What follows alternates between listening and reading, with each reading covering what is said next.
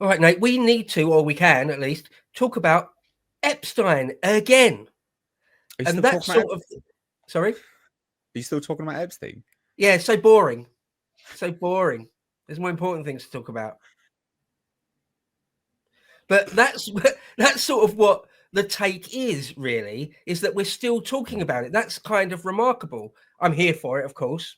I think everyone knows Mm, that. But it is remarkable, I think, that it's not going out of the news cycle. I keep expecting it because after about 3 or 4 days of it in the news cycle and it hadn't gone away, that already is sort of worthy of note. Like 10 days down the line, that mm, sort of really is worthy of note. And now it's still going. And I mm. even saw, and this is only sort of a silly throwaway point, but I even saw some video saying that probably nonsense as well, but that Trump was considering um, releasing loads of UFO files. Actually, finally, finally doing disclosure about the UFO, the UAP phenomenon. Anything to move the news cycle on. Mm. But anyway, that's an aside. It probably won't happen. It's probably nonsense. But the point is that now it's getting to a stage where it is sort of worthy of note in and of itself. Because everyone knows that watches news. Anyone that's watching this channel will be someone that consumes lots of news and social commentary. Will know that we live in an age now of very, very quick and short news cycles. Something's Yeah. in the news continuously for 2 or 3 days. It will be something big. Like remember when the B-2 bomber dropped the biggest non-nuclear ordnance on Iran the other day? That was out of the news cycle within 2, 3, 4 days at most, Yeah. right? So Yeah. It like was mad. It's gone. the reworking of the very balance of power in the whole world that can hold the news cycle for 2 or 3 days. But Mm. this Epstein thing, it's like 2 weeks now or something like that. Probably be 2 weeks by the time this goes out. Again, things may well have moved on. We're recording on the evening of Sunday, the 20th of July. So we'll see where it goes. But I think it's worthy of note that this isn't going away, that the base don't want it to go away. The lefty legacy media in the United States, at least, don't really want it to go away because it's one in the eye to Trump. But even the Mm. right-leaning media, what the little of it there is, or even the right-leaning alternative media, are not letting it go. And I think it's good. If there's anything to be tenacious about, it's something like this. Mm. I think it's. I mean, you're completely right. The rate at which the news cycle shifts, it's such a fast pace these days. It is so fast, and incredible things can happen, and they're just gone, done. The next day they're gone. They're done. I think it speaks to this being almost like the Rorschach test, right, on your sort of moral fortitude, I guess. Like I understand, Yeah. obviously, there are so many people that are, pushing for this because the lefty media anyway push for this because, of course, it makes Trump look real bad, and they're trying to stoke up his base. His base doesn't need stoking up. His base doesn't need stoking up because they see this as a massive issue, and it is a massive issue. And I do remember even it was like the Daily Wire. Like a few of those people were like, "Oh, don't worry about it. Why are you still talking about it? Don't worry about it. My friend's in the government, blah, blah, blah. Don't worry about it." And then they're like, "Oh, actually, yeah, we should probably still talk about this. It's pretty bad, Mm, actually." It's like, mm, yeah, even they kind of tried briefly. And then they mm, realized that, mm, yeah, this is morally mm. very bad. It's very, very bad. So it is that kind of Rorschach test, I think. Yeah, sure. I've went on Twitter and publicly said I see Trump in a completely different light now. I Mm, can't really support, even as an Englishman that could never vote anyway, so it doesn't really matter whether I support him or not. Ultimately, at the ballot box, but even just in social commentary, I can't really support him anymore because that's how serious this is to me. And it's not just the base. Even I saw just earlier today, I saw some numbers, and even among Dem voters, among Americans as a whole, it was something like 50 or 60% are like massively dissatisfied and got an issue with it. But it was something like 2 or 3 or 4% that said that they were satisfied. So in other words, hardly anyone was like, well, I'm happy for the Epstein affair to be left there and a line drawn under it, and that's the end of it. So hardly anyone, regardless of which way they vote, because nearly everyone knows what this really is. It's in fact, it's more than just sex crime, isn't it? It's much more than that. That's horrible enough as it is.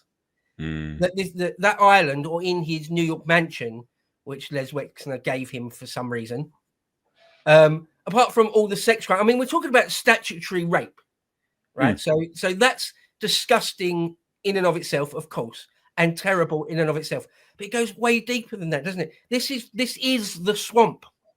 Yeah. This is the swampiest of the swamp.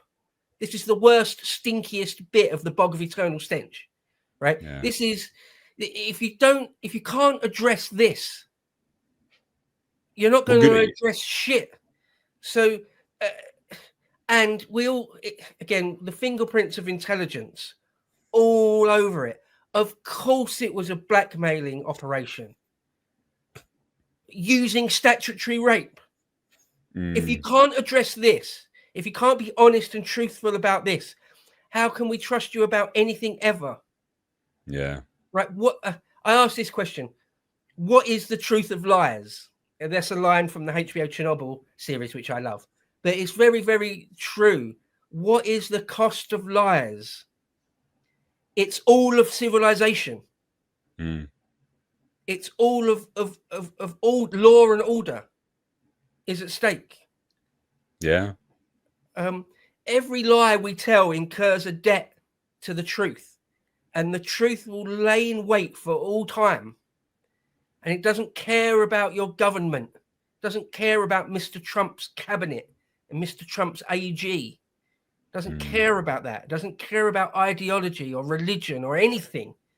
And it will lay in wait for all time. It's not going anywhere. You can't just change the subject. You can't just tell people that it's boring. That won't work. So yeah, I mean, as you said, someone like Ben Shapiro, I saw, and Charlie Kirk's flip-flopped on this, trying to toe the Trump line of just let's move on, nothing to see here. But lots and lots and lots of other people, everyone from Tucker to Joe Rogan to Alex Jones, even really important people actually in government. The Speaker of the House, Marjorie Taylor Greene, Lauren Boebert, lots of people it really matters. It really matters what they think on this topic. Are saying no, it's not good enough. I don't care that he died a few years ago. Trump's tried to say that. He's been dead years. So let's just move. No, it doesn't matter. Don't care about that, how many years have passed. Or that it was all made up by Hillary Clinton, Obama, and James Comey. Nonsense. Obvious nonsense. We've got memories that go back beyond 2020. So that's nonsense. What's the next thing? Oh, it's boring. Yeah, it's boring. Yeah. No, if anything you can say about the Epstein affair is it's not boring. It's certainly not boring. So I love the fact that the vast majority of people are not buying this. Well, it's not just that either. Sorry, go on. Just in, Trump says the Democrats didn't have a smoking gun on the Epstein files, which is why they didn't use them. They had nothing. So I remember replying to this, and I just found this as we were talking. I was like, so they made it up, but they had nothing, and we should stop talking about it because it's a hoax. And of course, Epstein killed himself, but for no reason as well. Got it. Clown. Like, yeah. What is this? Elon tweeted, it's a shame Epstein killed himself before he realized it was all a hoax. Yeah. Like, what's a hoax? What is Ghislaine Maxwell's conviction a hoax? Is it? Yeah, what was that? Are the Lolita Express flight logs a hoax? Is the testimony of all the victims and the people that worked in his mansion and on that island, is all that a hoax? Is it? Is his conviction from the early 2000s or late 1990s or wherever it was for soliciting children, is that a hoax? Was that made up by Comey, was it? That No, conviction Clinton. in the early 2000s, that was made up by Obama, was it? God.